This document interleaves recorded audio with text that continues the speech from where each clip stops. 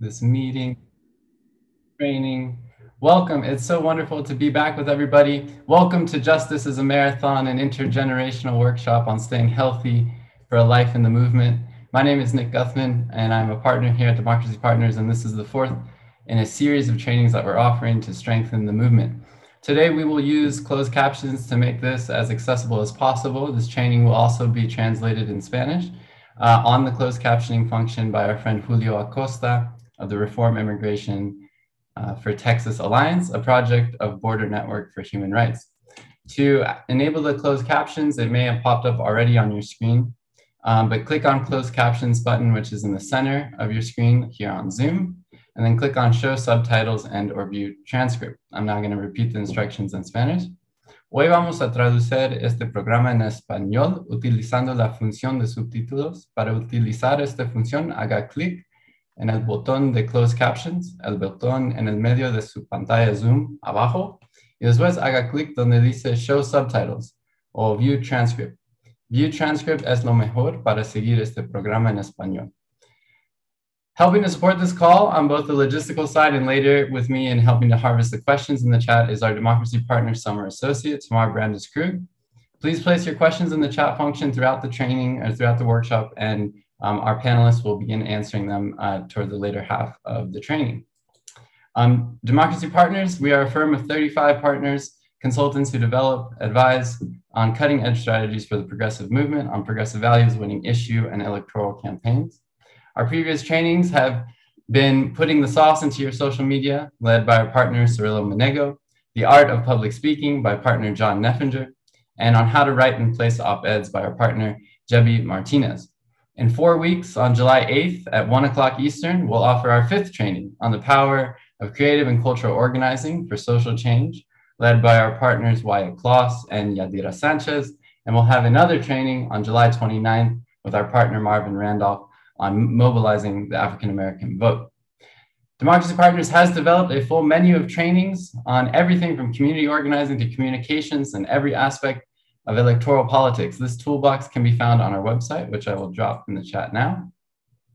And today's session is going to be moderated by our partner, Josh Hoyt.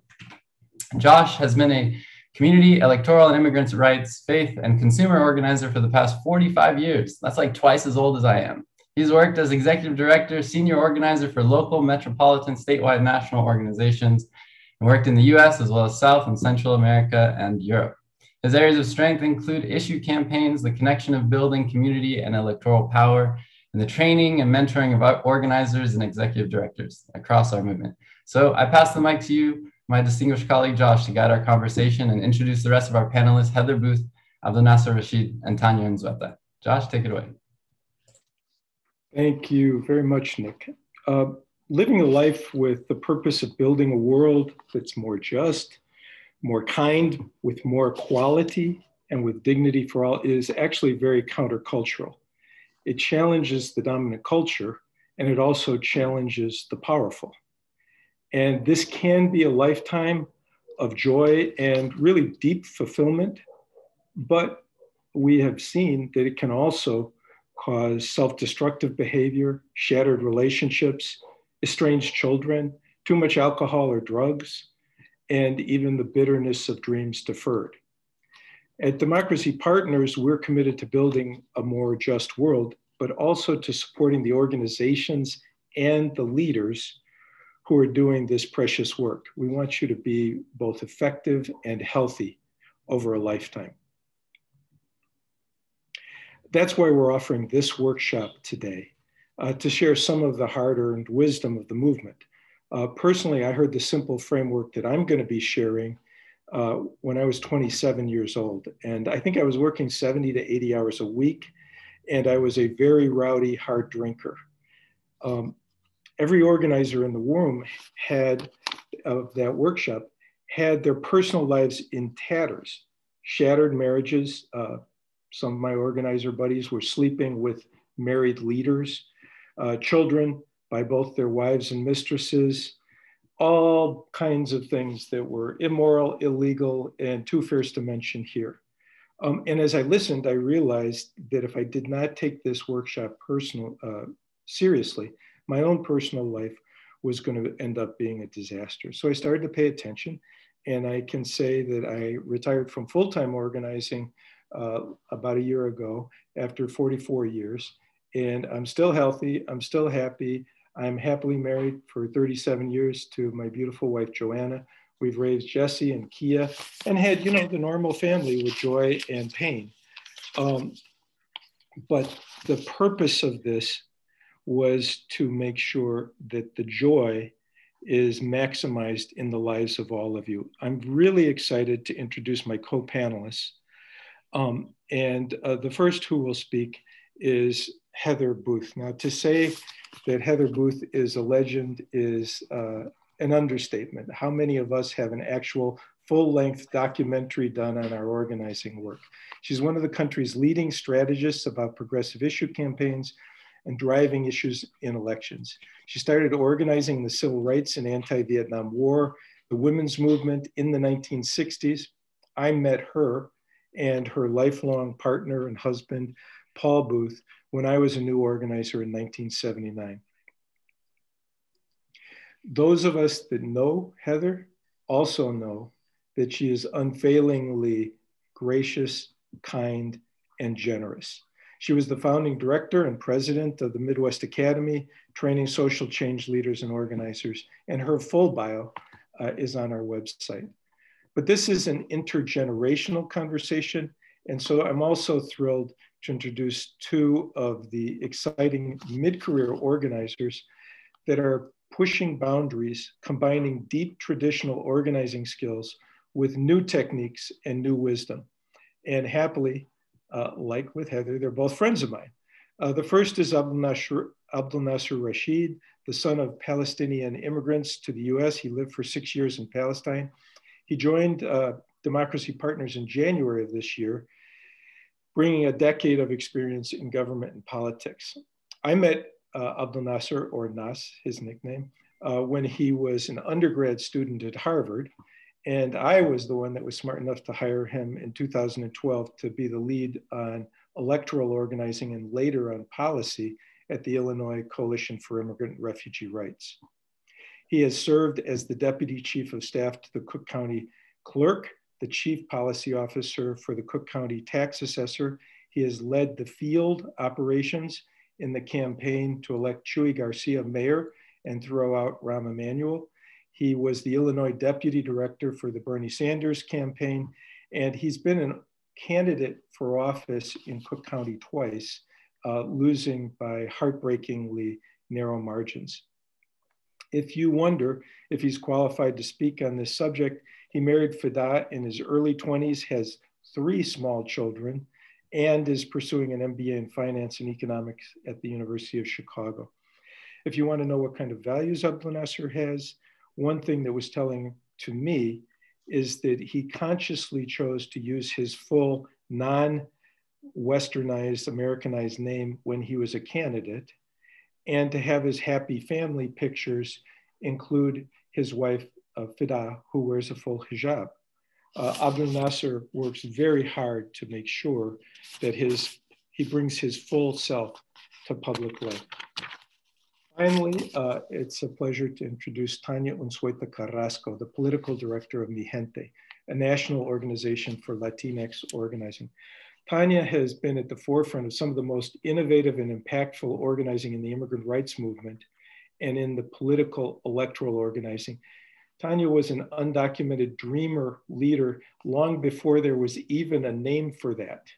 I was in Georgia working with Unite Here in the Senate runoff election, and I got to see Tania's work firsthand, running the largest campaign mobilizing Latino voters in Georgia history, and of course, helping to deliver a major electoral win for our nation. She's the board president and the co-founder of Organized Communities Against Deportations. She's been a journalist and an advocate for community-made media. She has a master's degree in Latino and Latin American Studies at the University of Illinois, Chicago. And she is another Chicago-bred organizer coming from a fierce family of amazing, courageous organizers. Her mother, Rosie, and her father, Martin, are friends of mine. And I believe they were the very first undocumented leaders in the nation to engage in civil disobedience to oppose deportations. I'm happy to say that Tania is now a legal permanent resident and happily married to her wife, Van. Each of us are going to share in 5 minutes or less our best wisdom for staying in this work for the long run. And then we will ask each other a question. Each of us will ask another panelist a question. In the meantime, if you have questions or comments that you would like to share, please put them in the chat function, and Nick's going to harvest them and then share your questions for us to discuss for the last 20 minutes of this session. I'll be the timekeeper, working to keep us to 5 minutes. And we are going to start with Heather Booth. Heather, would you like to lead off here? I certainly am, and I'm so thrilled to be in this company. Josh, you are one of the most remarkable organizers I've ever known. We first met really through your work on immigration reform, and so much of the progress reflects your bold spirit, your head, your hand, and particularly now your heart. And Abdelnasser, you live your values, and it's been a great delight to work alongside you in the Chuy Garcia campaign, and now as a partner in Democracy Partners. And Tania, you are a national heroine of Georgia and many other states, but particularly helping to bring us to this remarkable point. I wanted to thank Nick for Nick Guthman, a joy beyond joy, setting up this Zoom today, and also Tamar, our intern, who did these slides that you see on the screen. In thinking about a life in the movement, I started as a young teenager. Not sure, I was 13, 14 when I first got involved in movement work. I'm now 75. So I've been in this for over 60 years and hope to be in it for many more. But I'm also glad there's another generation who can learn from us and also teach us about how to do this work for a lifetime and find joy in it. So there are 3 key lessons that I was able to identify, to speak very briefly on lessons for living a joyful life in the movement. The first, I call love at the center. You have to love this work. You have to love people. You have to hate injustice. Or otherwise, it's very hard to sustain this work. And you also have to love yourself and be gentle with yourself. When I was working, I was the Progressive Outreach Director and Seniors Outreach Director in the Biden campaign, as some of you know. And I made this button for people who were the full-time volunteers in our unit, love at the center. That's how much of a watchword it is. By the way, the other watchword I had was organize. The second point, and this I think is less commonly said, is I think you need a strategic plan about the work that we're doing. If you just are going action to action, event for event, and not seeing how one thing builds and leads to another, even when there's a defeat, to figure out actually where you do want to go and keep your eye on the vision of where you want to go.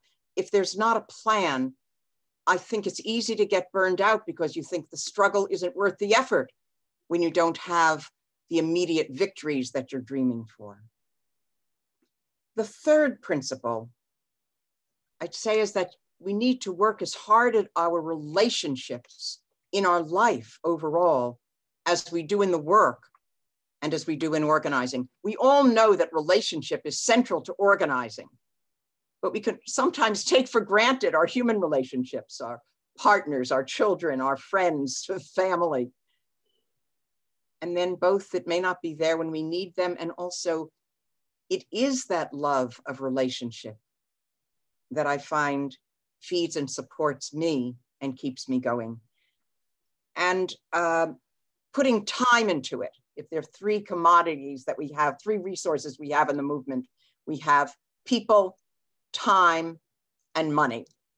We often ask people, which is the most important? You say, people is the most important. Yes, it is. Money, if you don't have money, it's hard to even have a serious big time operation. But the one non-renewable resource is time. And we have to know to put that time into our relationships and into being thoughtful about how we balance this life so we're in it for the long haul. With that, it is a joy, even with all the stresses and strains, to be in this movement. It's also a joy to be with all of you and see how you'll carry it on.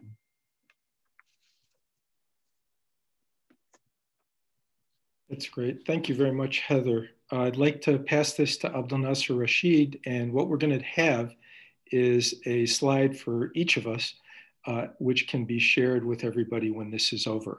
So these were Heather's points. Abdelnasser, take it away, please. Yeah, thank you, Josh and Heather, and great to be with all of you and with Tania today. So I'm going to start just by building on something that Heather said that's not on the slide, which is just the importance of being kind to yourself. I know many of us hear this a lot. It may sound mundane, but it's not. A lot of us in this work are very self-critical of ourselves. I know I am. And it's really important to realize that others are actually often much more generous to us than we are to ourselves, and to take a step back and realize that we really should be kind to yourself and give yourself the space that you need to continue doing this work. So I've worked officially like as a staffer on 5 or 6 campaigns. I've run 2 of my own. And the first point I wanted to bring up here is something that I haven't seen a lot of, which is the way in which candidates involve their family in the campaigns. It's not unusual to meet like the partner of a candidate or their children once in a while, maybe at an event here or there. But what we found was that being really intentional about creating space in the campaign for family to be involved to the extent that they want to, or that they think, you know, that it's appropriate, was really, really helpful. So I ran for Cook County Commissioner with 2 young kids. My oldest was 3 at the time. And my wife and my 2 daughters would come knock doors with us. And it was a great way to spend time together doing meaningful stuff for the campaign, train them young. And also it makes it easier for people who love to open the door when they see the kids with you.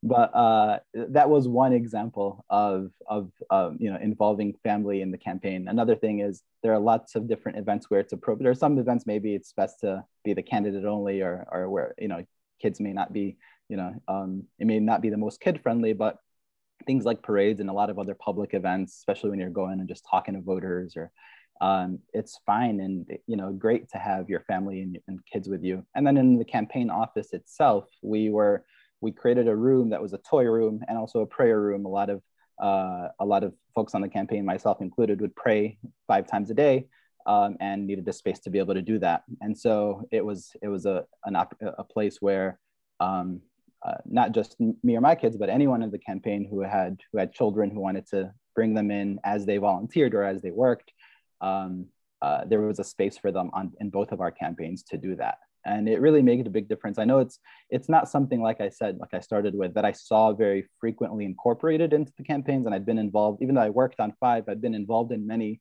And I think this is something that folks in electoral politics can probably tweak to whatever makes sense to you, and hopefully incorporate to lead a more fulfilling life during these rigorous and intense and stressful campaign season. The second point I just want to make is also something that we hear, but really should not be underestimated, which is to take care of your health. I think I learned on the Bernie campaign that I really need to be bringing my own lunch and not just go and eat fast food. It took me, I think, maybe 4 or 5 campaigns to realize that that was really important. I was also getting a little older, so I needed to start paying more attention, and also to set boundaries. And I want to mention 2 things. One, for the organizers or the folks being managed. Sometimes you think that, oh, I have to stay up, stay in the office really late. I have to be the person who's, not doing this nonstop. And maybe even seeing it as a sign of weakness to sort of set boundaries, when it's really not. The people around you actually respect that. Not in every case. There are going to be tough managers or folks who are not respectful of those boundaries, but it's generally it's something that you can and should do. And then on the management side, and I learned this myself, my first experience was on the Obama campaign in '08, where for those who worked or managed on the Obama campaign, it was 7 days a week. You didn't get time off. There was, it was really intense. And I was only 19 years old at that time. So I thought that that's how campaigns were and had to be. And so after that, that's how when I was in management roles, I thought, okay, a field organizer that we hire, 7 days, and you justify it by saying it's only a short period, it's only 6 months or 4 months or whatnot. And so it's okay to expect folks to, or honestly not getting paid very much, to put in that kind of effort, when it was, I think, Heather and others on the Chewy campaign in 2015 who helped me see that there was a better way. People should get, a day off or more and should be treated. And, you don't need to do 9 p.m. check-ins every single night. You could do them 5 nights or move it up a little bit.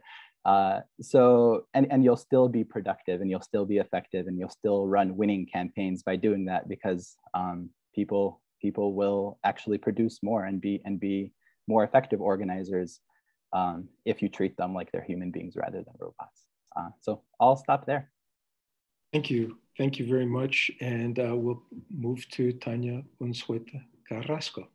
Tania. Thank you, Josh. And I can tell you, I was on those 9 p.m. calls with Naz on the field team with the Chewy campaign. Thank you. Excited to be here. I feel like I came into organizing at a young age, as Josh said. My parents have been organizing. I remember holding my mom's hand when I was little in Mexico and just being at a protest, not really knowing what's happening. And I feel like I didn't really understand how organizing had the power to impact my life until I was in high school, and I, as an undocumented immigrant, felt like there were very few options that allowed me to live my life without organizing, right? So when I wanted to go to college, the laws and the institutional policies were just not in my favor, not in my family's favor, so we had to organize. When I wanted to stop my friend's deportation, again, same thing, so we had to organize. When my dad's wages got stolen, I was able to see him and my mother organize. And so it wasn't, I feel like, until I got into my teens that I really learned both that there's a very direct relationship and impact that comes with organizing in my life, but there's a certain power that it has. And I learned that speaking about how issues impact me and my family are also an incredible source of power to be able to move people.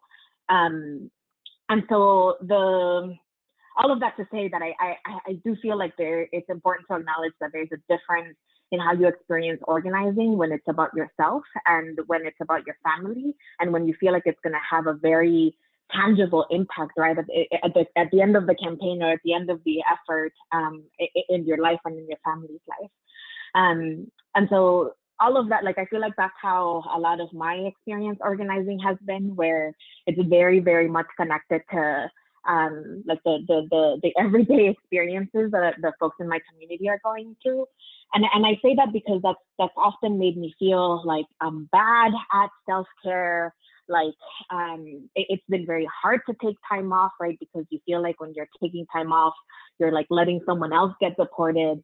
And so here are sort of my 3 things, or my 3 contributions to this conversation. Oh, there's 4 bullet points, but anyway, we'll go through those. I think one is that balance between organizing and life is a long-term project, and not just the way we're talking about it here, lifelong, but I feel like it happens in periods. To me, there's particular periods when I know I'm going to be working 14, 17-hour days. And I sort of have to figure out if I'm in the right mental health space and whatever to do that. But I also know that there's going to be time when I can take time off, and I make sure that there's time when I can take time off. And so when we were working in the Georgia campaign, my days were long, and I felt like I was very clear with my work team that I was going to be taking 2 months off at the end of that, and knowing that meant I was stepping back, for example, for seeing the beginning of the Biden presidency and what was happening there. But to me, it was one of those things where it was time to step back. And I threw and tried to exercise just because it is one of those things where maybe it's not possible day to day, but if you get in a run at the beginning of the day, it sort of allows you to do something. use the power of being a person directly impacted. I do think, I was talking about my experience and how for years there was this time when I really had to just use my story over and over, and be able to like tell people like I'm undocumented and this is why you need to change policy. And one of the things that I learned is that like you don't have to be a martyr in terms of like sharing your story. You can decide how and when to tell your story, when it's strategic, what parts of it you want to tell. And that took me a long time because it felt like sometimes there was this pressure from campaigns and from the organizations to be at the forefront of things. And honestly, like I've been very excited to get into political organizing, that it's about elections and that like where I actually don't have to tell my life story every single time, and where I can choose, right, like when it comes in and when it comes out. But I do think that there is power in owning it, there's power in telling it, and there's power in like making sure that you're able to use it when you want to use it and don't feel like it's a martyrdom. And just to end, I think there's some pieces that are institutional, not just individual. And I do think that there is an importance in figuring out how you can build in redundancy almost into your workplace. I feel like capitalism sometimes teaches us that we have to be indispensable to the organization, that we have to like sell our uniqueness. And to me, the reality is that when I've been in that organization, when I'm the only one that knows how to do a particular thing, it's bad for me because I can't take time off, or like when I'm taking time off, they're going to call me and like ask me about it. And so I feel like not only is it good for the organization, for organizing and for ourselves, like I do think it builds a stronger movement, for example, when you have multiple people who have good skills, and at the same time, it gives you a time to take a break. And so I'll stop there and pass it back to Josh. Well, thank you. I'm last, and of course, the important things have been said. Heather, Abdelnasser, Tania, they all spoke of the importance of balancing your career, your family, and yourself.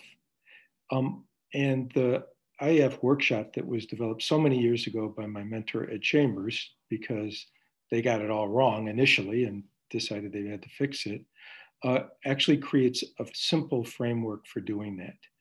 And basically, it's understanding that there is a part of us that is a public us. We have public lives, and then we also have private lives. And each of those provides us with something essential, but different. And we need both of those things to have a healthy and effective world life as a justice leader. So it's important to be intentional in having a rich public life and a rich private life. Public, of course, work, politics, voluntary roles; private, your family, your close friends, and yourself, your faith, your interests, your health. I like hiking. I like reading about history. And then it's also important to be very clear what you get from public life and what you get from private life. Public life is about having and building power, getting respect, making history, making changes for the better. And you don't necessarily need to be liked in public life. You definitely need to be respected. Private life is about love and affection, the networks of people that you care about and that care about you, and that give you what everybody needs, that love and affection. Without a rich public or a rich private life, you are weakened in both. If you have a weak private life while you're out there saving the world, you can very easily destroy your own health. If you need to be liked in public life, you won't take risks.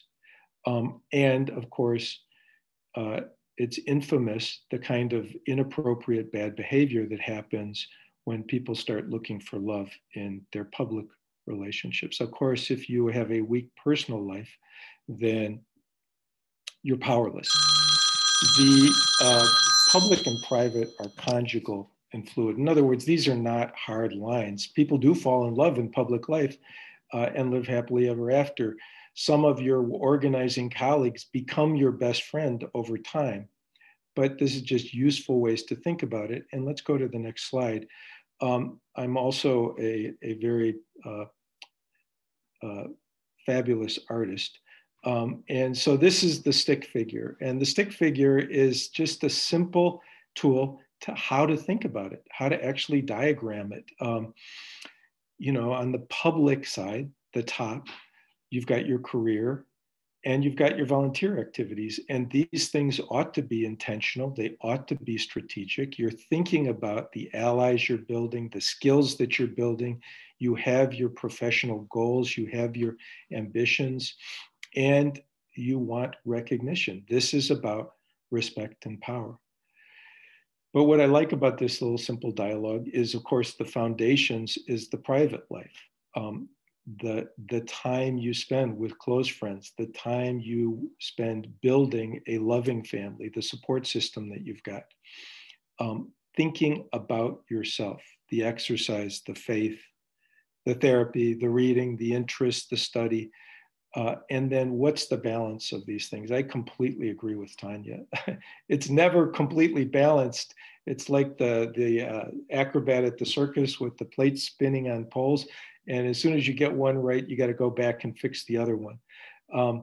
But this is a very simple framework for thinking about evaluating yourself, and also thinking about the people that you work with, your leaders, the organizers, making sure that they too are building a life which is sustainable over the long run. So this was the gift I was given quite a while ago, and it was very helpful. We're going to each now share a question that we have for each other based on our presentations. And my question is to Heather Booth. Heather, you spoke about organizing from love. And I want to thank you for allowing me to ask you this question. You were married to Paul for 50 years, and you two expected to grow old together. And when you suddenly lost him, your life changed completely. That experience, how has that changed, deepened? What would you share with all of these progressive organizers on this call about what you learned and what you think we should learn from that lifetime of commitment with you and Paul?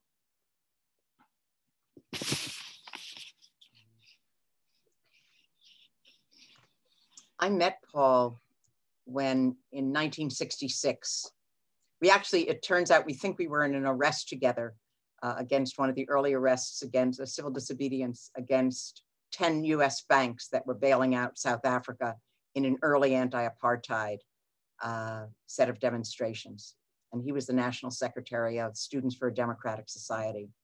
I was a student leader on campus at the University of Chicago. And we had a sit-in against the war in Vietnam. He was called in as an outside leader, a national leader. And he sat next to me. We got to know each other 24 hours a day. And within 5 days, we agreed that we'd get married a year later. And we're married for over 50 years. We were truly movement partners. He worked for 43 years for AFSCME, American Federation of State, County, and Municipal Employees. And we learned how to build a life together in the movement and had a lot to learn. We both had grown up with somewhat traditional family roles of men and women. How do we act together? What did we really want when we're both active? What can we expect of each other? And so with a lot of struggle, we learned a lot. There also was a lot of love. And I think the main lesson I learned is how precious it is to have relationships that you love. And that we need to love each other while we can. There's nothing too small and too wonderful that people do that you can't say, boy, that was terrific. You sound great. Nick, that was a great job you're doing on the Zoom. Tamara, Tamar, thanks for the PowerPoint you made. And also to give each other honest criticism. You know, that really wasn't appropriate, I thought. Or I was hurt when you did this. So that it's not a life built with secrets and silences, but engagement. I find that strengthens love. And the other thing is just having this broad community. All of you here, Democracy Partners, those of you on the call, those of you in the broader movement. You're part of what helps fill this great loss that never goes away, but you also are part of what's so precious. And now I have a question for Nas, for Abdelnasser. Nas and I worked together and the Chuy Garcia for Mayor campaign in Chicago. And I am so thrilled that he's joined Democracy Partners. He is someone, as I said, who lives his values. Nas, you worked in many difficult campaigns, including 2 of your own where you lost by small margins. You've worked on justice for Palestine, immigration reform, Bernie for president twice, Chuy Garcia to defeat Rahm Emanuel for mayor. How do you say stay hopeful and not despair? Thank you, Heather. And there's a question just like this that was just posted in the chat by Sonia. So I'm glad. This is an important question I think we all have to wrestle with, is how to keep going when we're fighting the good fight. And it's not an easy one because of the power of the opposition and the resources of the opposition. And so for me, one important way I stay hopeful is my faith. So as a Muslim, I remind myself that to despair is actually to forget God's power, wisdom, and mercy. It's a pretty important theological commitment for me. But there's also a few other things. One is the small victories. So we listed the big things. You know, I worked for Bernie and he lost. I worked for Chuy and he lost. I lost my own races. So those are the big fish, right? But there are many small victories along the way that are as much a part of that fabric of organizing as the losses are. We won driver's licenses in Illinois for the undocumented. We elected record numbers of progressives to the Illinois legislature and the Chicago City Council, even if we came short in citywide or statewide races, or people who I had never met before coming and telling me they voted for the first time, or they took their family to vote for the first time because they saw that there was a Muslim or a Palestinian on the ballot. So those are all those small victories that I think we generally experience are really important reasons to be hopeful and to keep fighting. And the final thing I'll share is the story of someone like Chuy Garcia, where, you know, he started with an independent ward organization, the 22nd Ward, and lost his state Senate seat to the Hispanic Democratic Organization that Mayor Daley put up, and continued organizing, continued doing that grassroots work, and built a powerful progressive infrastructure that has now blossomed and is stronger than ever, electing many young progressive leaders and having his voice in Congress. Knowing that arc of understanding that it takes time and you just got to keep doing it, is for me is really important. So when I'm feeling down, that's one example that I come back to, and that I remind the people I work with also. I say, hey, don't forget, like, we may have lost this, but don't forget that Chuy didn't get where he was by simply running for Congress a few years ago. It started when he was in his 20s in the 1970s, and working in the 22nd Ward. So let's keep doing that, and we're fighting for what's right, and we will win. So I will direct my question to Tania, who I also got to enjoy working with on the Chuy campaign and in the immigrant rights movement. And Tania, my question builds on something I mentioned earlier about staying healthy, and it's what's the responsibility, or how much of it is the responsibility of the organization we work with versus each of us individually to promote a healthy lifestyle for each of us? Yeah, thank you. I think it's something that organizations particularly are constantly thinking about, and that as individuals we're also like negotiating. To me, it's a little bit of a balance, because I don't think that we can rely on organizations to like know our every need. And I do think that there's some responsibility of the individual to be able to surround yourself with what you need. But the thing that I was talking about at the end of my presentation, I think has been like paradigm shifting for me, like this idea that as part of your work, you know, we talk a lot about our responsibility to mentor young people and to like be able to move on and like leave the work for others. And I think there's a layer of like being able to do stuff at the same time too. So I just feel like there is a responsibility of institutions to create that redundancy, to make sure that there's people with multiple people with the same skill, to provide like the room for people to have insurance and be able to take time off. Like all of that stuff is something that can be created institutionally. And then I do think as an individual, as an organizer, there's little things that we can do as well. We can take on passion projects. We can learn to say no when the institution or people aren't respecting our boundaries. Make sure to have a therapist to like deal with our own issues. I would say like find yourself a mentor outside of the organization that you can talk to about, you know, the work that you're doing. So I think that there's a little bit of like, obviously like the institution builds sort of the home that we're working on, but I think that there's a little bit of like organizing and team building about your own life that you have to sort of learn to do. Or at least that's in my experience, I'm trying to still figure out exactly how to keep a good, healthy life. So thank you for the question, Naz. I'm gonna ask Josh. So, you know, Josh, you and I have worked together on and off for some 15 years. And one of the things that I always remember about the way that you do things is that it's very passionate, sometimes leaning on the side of angry and strong and confrontational. So what's the role of anger in particular in public life and organizing? Yeah, thanks. Well, anybody that knows me well knows that there's a deep well of ferocious anger. And I always think of anger like fire. You know, fire is the kind of thing that can fuel you. It can keep you warm. It can feed you. And it also can be tremendously destructive. It can burn down the house and the forest and everything in it. And it can hurt yourself when it's directed at yourself. It can hurt the people that you're close to. But when you can aim it at slumlords or racists, it's a good thing.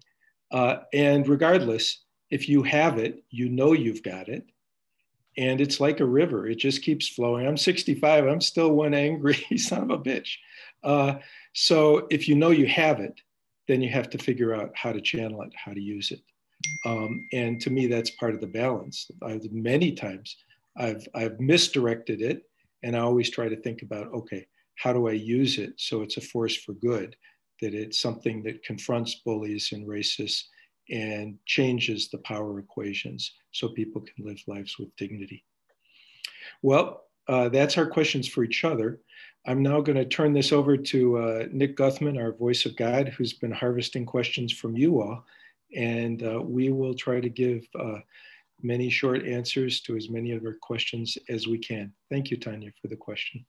Thanks, Josh, and thanks everybody on the panel. This has been great, and the chat's been blowing up with lots of good questions. The first one I'm going to direct towards Nas and Tania. How do you motivate people to contribute even small amounts of time to various campaign efforts? Like, what are some good ways to motivate people to get involved as they are able to, as they're dealing with taking care of their family, taking care of, maybe they work in a different field, but they want to volunteer their time.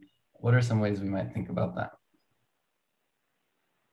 I can give it a try. I think, and I'll say I'm approaching this a little bit institutionally, because that is one of the things that we're thinking a lot about as Mi Gente, right? Like trying to move people regardless of the amount of time that they have. And one of the things I've been thinking a lot of is just creating multiple entry points, right? Multiple doors that sort of allow people options, right? Because if all you see is this big meeting and think that you have to show up every day to be able to make an impact, like it just doesn't work for everyone. So to me, it's providing multiple options that allow for people to pick and choose how they want to engage, and that at the same time connect to the victory that you're trying to achieve. Yeah, what I'd add is, so some of the organizing fundamentals that we learn at a Midwest Academy or other place, which is like one-on-ones, you know, really, you know, you want to hear people's reasons for wanting to get involved and share your own motivation for things. Sometimes I think we focus almost exclusively on like the wide net, the digital and the emails, and there's very important stuff, but we forget about that one-on-one conversation, even if it's a phone conversation, to get someone involved and hear from them. And then things like that grid where you sign up, you put 2 X's next to it's a Google, now it could be done online with forms, but please pick 2 out of the 20 options where you can give an hour and a half or 2 hours. So you're not asking people to give more than they can, but you're also getting some real time from them. Cool, thanks. So the next question I'll direct towards Heather and Josh. One of our guests would like to hear a little bit more about creating a strategy around a North Star to aim for, and wonders if that's a strategy that should be shared and talked about among progressive groups, and we all can kind of be a part of it, or is it also something that we're each responsible for creating on our own?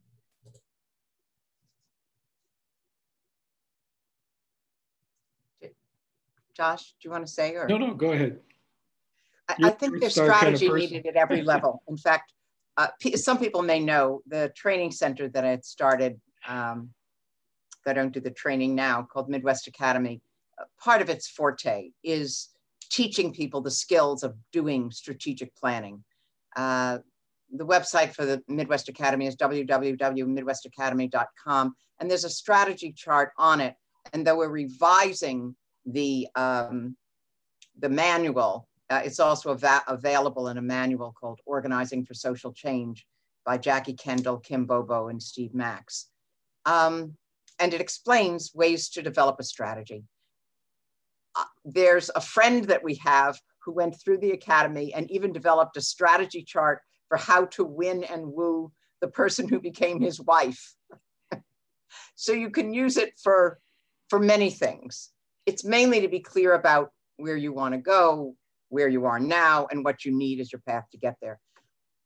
I actually am looking right now to have those conversations about strategy for the movement overall, where it's such a knife-edge time that's both so inspiring and also so perilous. So I think that it's at every level, and just identifying which group you want to engage, will act together, and who you want to learn and share with. Josh? Yeah, I'll just take it the other direction. Whenever I'm feeling a little bit frustrated, I spend time with people who are directly affected by the issues. And that's where I get my inspiration, that's where I get my energy. And I think that the combination of big picture strategy grounded in the story of real people that you're in relationship with is the center of how we keep this work honest. Thanks.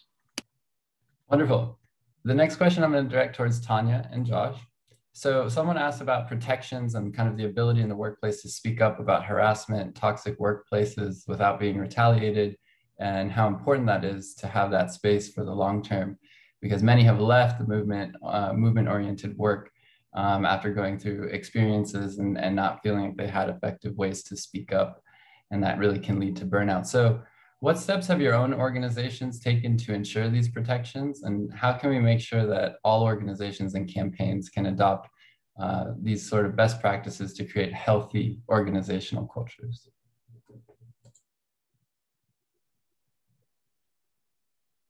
Go ahead, Tania.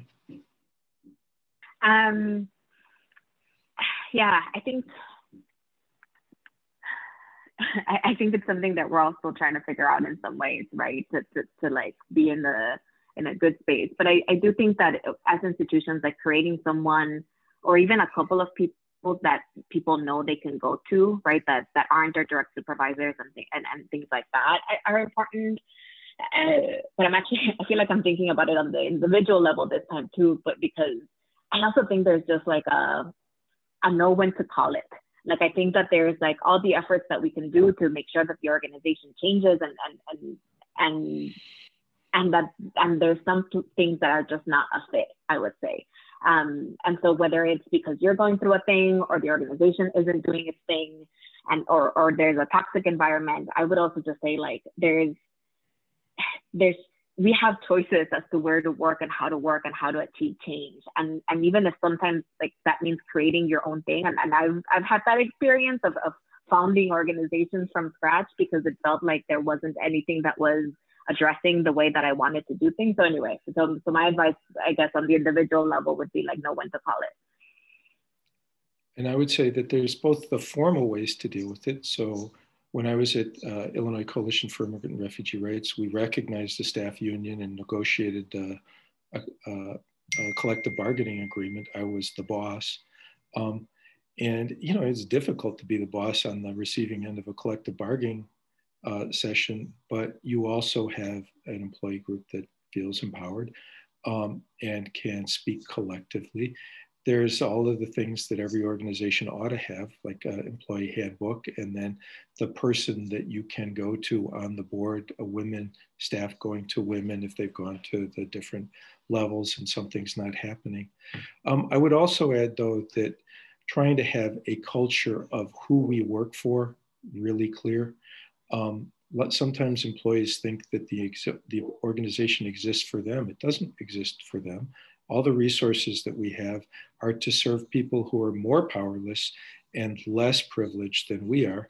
And we need to keep that as a shared common value and create a culture that's centered in that, a culture that's centered in trying to treat each other well, a culture in which everybody is accountable to that, including the bosses. You know, and we'll still mess it up, but we will be less likely to blow up organizations. People have been in so much pain in the last several years that I've seen many organizations destroy themselves with battles between bosses and employees, all of whom are really good people with really good values, but they haven't kept at the center who we work for.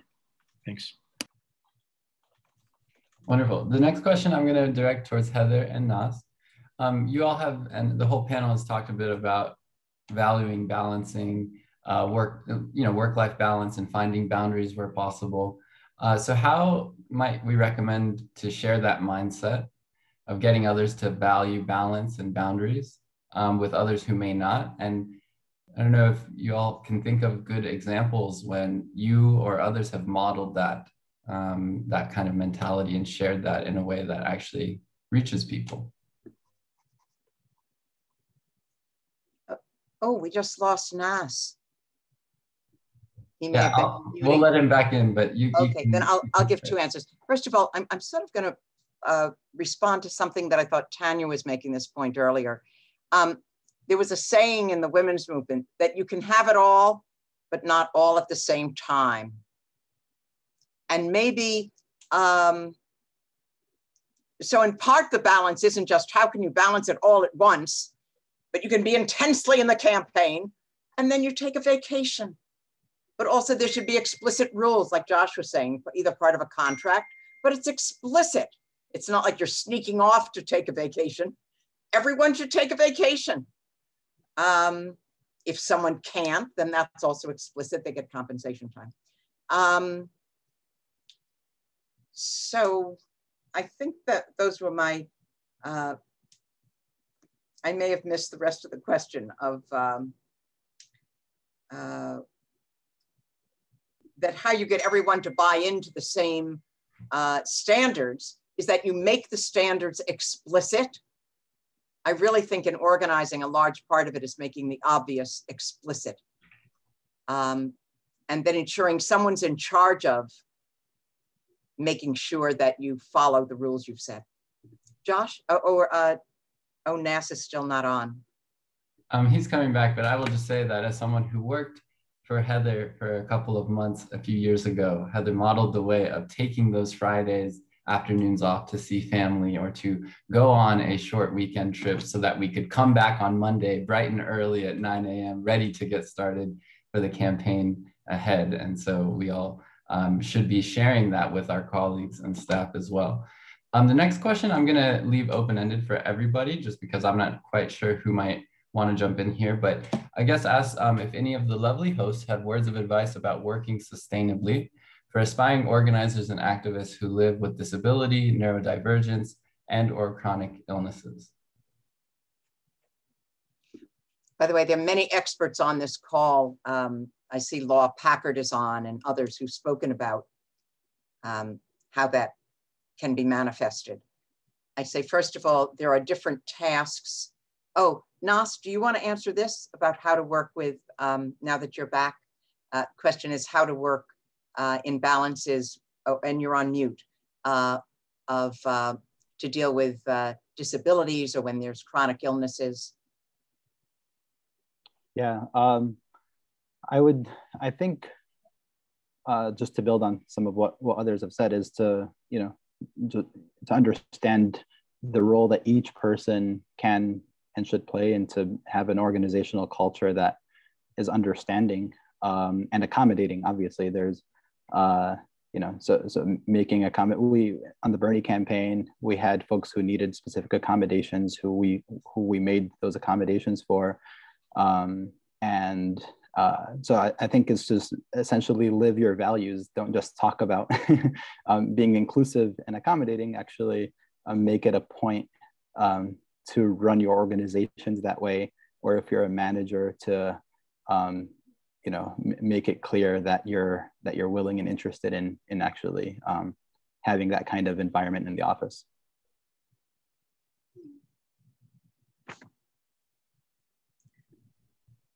Any other thoughts on that question? If not, I'll close with our final question.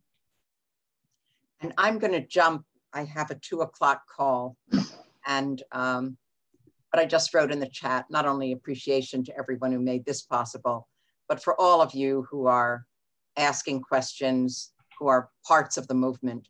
You are what builds this community that brings joy and will make the victories we can all celebrate together. Thank you all. You make it Heather. have a life in the movement. Thank you, Heather. We love you. Okay, the last question is, how do we help each other stay in the work when some days it feels like the forces against us are gaining strength? And how do we move forward in the movement when sometimes we don't see change happening fast enough, which I know is on the minds of many of us, especially now?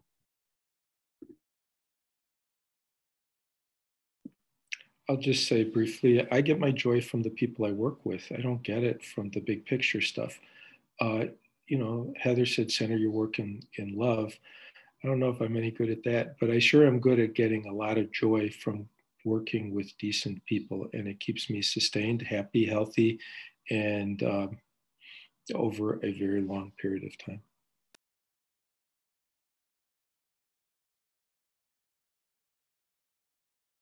Tania or Nath, anything to add?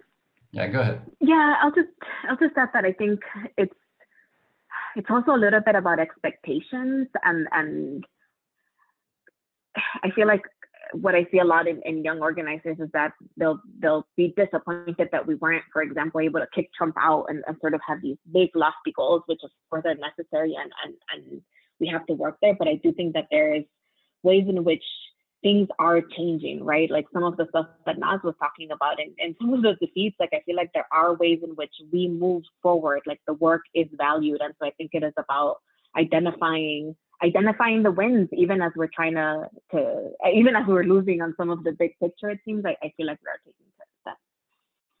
Great. Well, thank you all so much for participating. I just wanted to share this final slide about our upcoming trainings. On July 8th, we'll have a training led by our partners at Democracy Partners, Wyatt Kloss, also a Big Bowl of Ideas, and Yadira Sanchez of Poder Latinx on creative and cultural organizing for social change. And then in about a month and a half from now, we'll have a training led by our Democracy partner, Marvin Randolph from Onyx Communications on maximizing the African-American vote, best practices from within the community. And so with that, I just want to say thanks to everyone for joining. We will send out the recording of this to everyone who RSVP'd. And thanks for just all you do to build a more just and equitable world and society. And please be in touch with anyone here on the panel or all of us here at Democracy Partners. If there's some way that we can be of service to all of you. Gracias y buenos tardes.